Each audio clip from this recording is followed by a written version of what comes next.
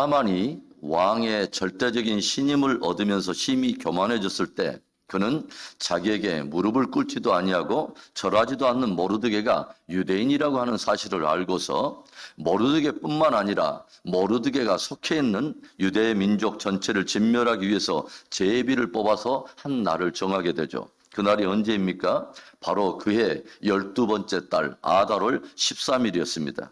그래서 그는 아달월 13일 하루 동안에 바사제국 산하에 있는 모든 유대인들을 죽이고 그들의 재산을 탈취하라고 하는 조서를 만들어서 왕의 인장을 찍어 각 도성에 반포를 하게 하죠.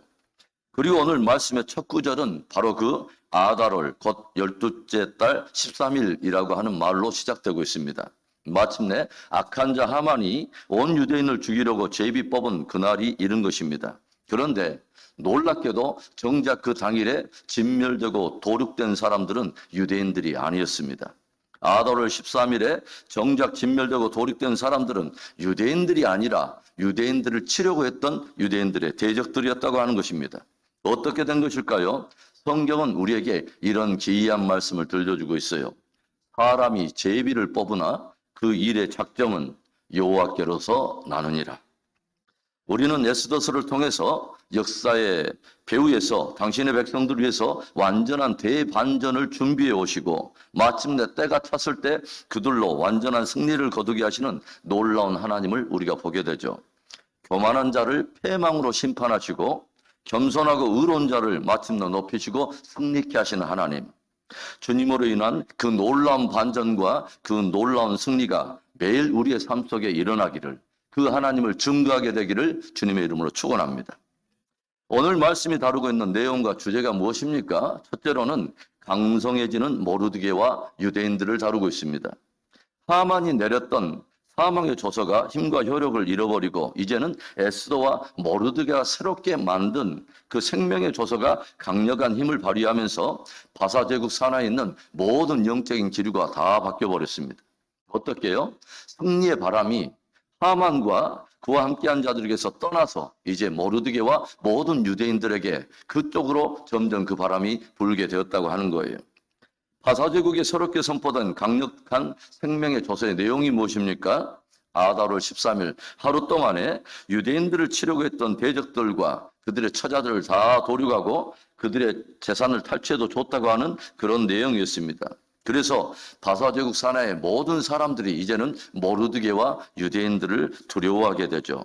저들을 막을 자가 없었습니다. 더욱이 저들이 유대인들을 두려워할 수밖에 없었던 이유가 있었습니다.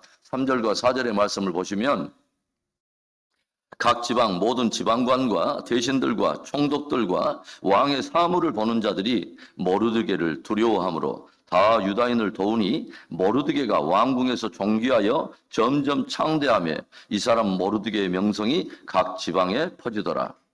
모르드게의 숨은 공적이 드러나게 되면서 모르드게를 장대에 매달아 죽이려 했던 하만이 오히려 처형을 당하게 되고 암살로부터 왕의 생명을 건진 모르드게가 제국의 2인자가 되면서 모든 지방 관리들과 총독들과 모든 대신들, 왕의 사물을 보는 사람들 할 것 없이 모두가 모르드게를 두려워함으로 인해서 온 나라가 한결같이 유대인 편에 서게 되었다고 하는 거죠.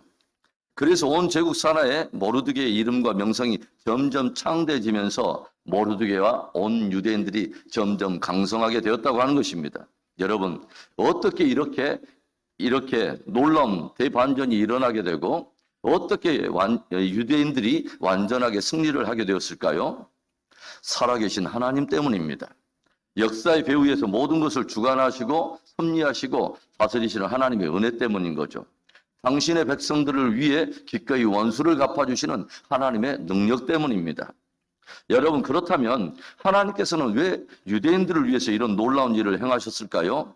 그것은 저들이 먼저 하나님 편에 섰기 때문에 그렇습니다. 하나님 편에 섰기 때문에 하나님이 저들과 함께 하셨다고 하는 거죠. 사무엘하 5장 10절에는 왜 하나님의 사람 다윗이 어디로 가든지 강성하여 이기게 되었는지를 이런 말씀으로 들려주고 있어요. 만군의 하나님 여호와께서 함께 계시니 다윗이 점점 강성하여 가니라. 하나님이 함께 하셨더니 점점 강성해지는 인생이 되었다고 하는 거죠. 그런가 하면 사무엘하 8장 14절 하반절에 이런 말씀도 기록이 되어 있어요. 다윗이 어디로 가든지 여호와께서 이기게 하셨더라. 저와 여러분이 하나님 편에 서게 되고 또 하나님이 저와 여러분과 함께 하심으로 저와 여러분이 점점 강성해지는 은혜가 있기를, 또 저와 여러분이 어디로 가든지 하나님이 이기게 하시는 은혜가 있기를 주의 이름으로 축원합니다.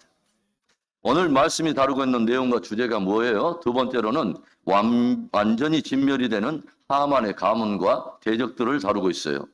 오늘 말씀을 보면 새롭게 반포된 조서를 따라서 아달월 13일 하루 동안에 대국 산하의 모든 지방에서 유다인들에 의해서 도륙된 자들이 무려 7만 5천 명입니다. 그리고 수산궁에서는 따로 500명이 죽임을 당한 것을 성경이 기록하여 들려주고 있어요. 그런데 오늘 7절과 8절을 보시면 유대인들에 의해서 도륙당한 10명의 이름이 따로 기록이 되어 있습니다. 도대체 그들이 누구일까요? 10절에 곧 함무다다의 손자요 유다인의 대적 하만의 10 아들을 죽였으나 그들의 재산에는 손을 대지 아니하였더라.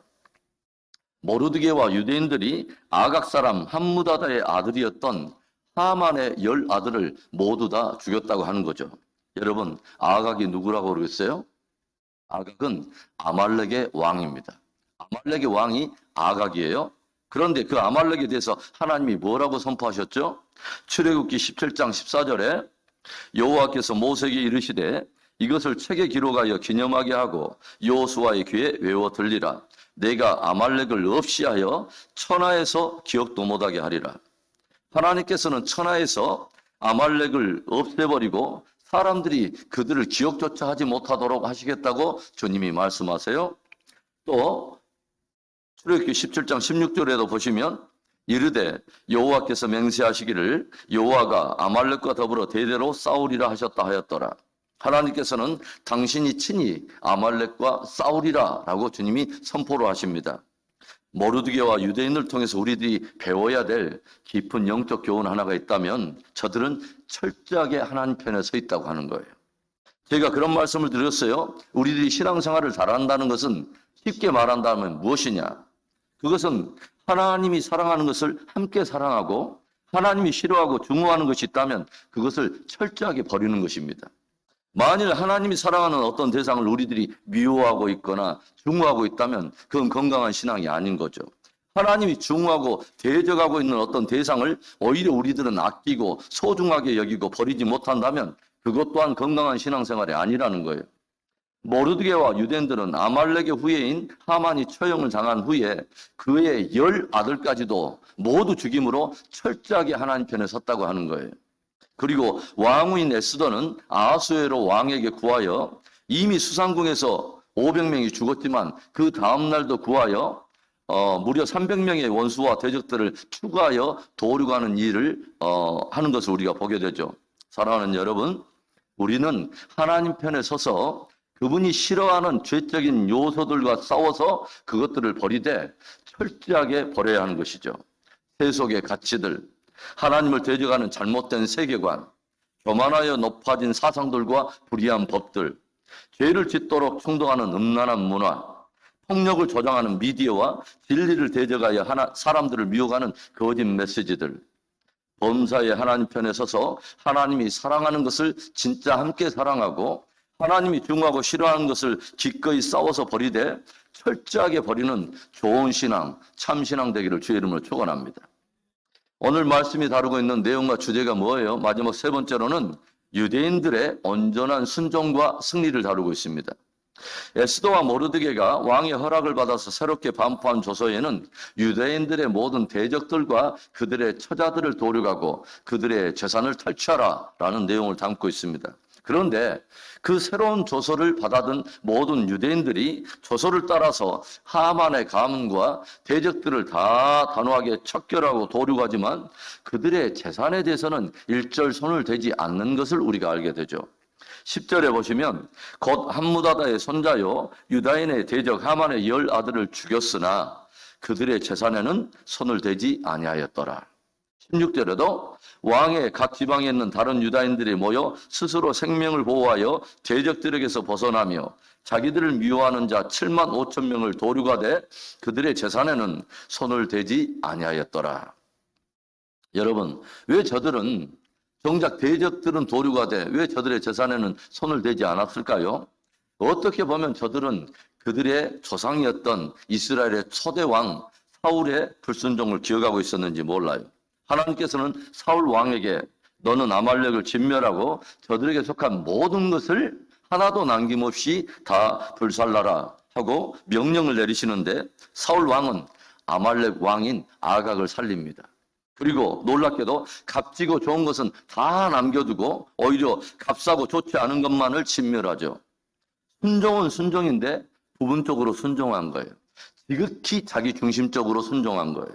그런데 하나님께서는 사울의 이런 모습을 순종이라고 말하지 않고 불순종이라고 책망을 하세요. 그리고 결국 이 일로 그를 왕의 자리에서 폐위시켜버립니다. 하나님이 더 이상 그를 쓸 수가 없는 것입니다. 여러분, 기억하십시오. 부분적인 순종은 순종이 아닙니다. 도전하고 도전을 받고 싶어요. 온전히 우리가 순종을 이름으로 온전한 승리를 맛볼 수 있기를 바랍니다. 오늘 말씀에서 참 귀한 것은요, 하나님의 은혜 가운데 모르드게와 유대인들이 점점 강성해지는데 점점 강성해지고 보여질 때 저들은 교만하지 않았다고 하는 거죠. 조금 강성해졌다고 거만해지고 거들먹거리면서 하나님 앞에 엉뚱한 생각을 하며 불순종하지 않았다는 거예요. 점점 강성해질수록 더욱 저들은 하나님 편에 섰고 점점 강성해질수록 하나님 앞에 온전히 순종을 이름으로 끝까지 승리하게 되었다고 하는 겁니다. 그 멋진 순종, 그 멋진 승리가 우리 안에 있기를 축원합니다.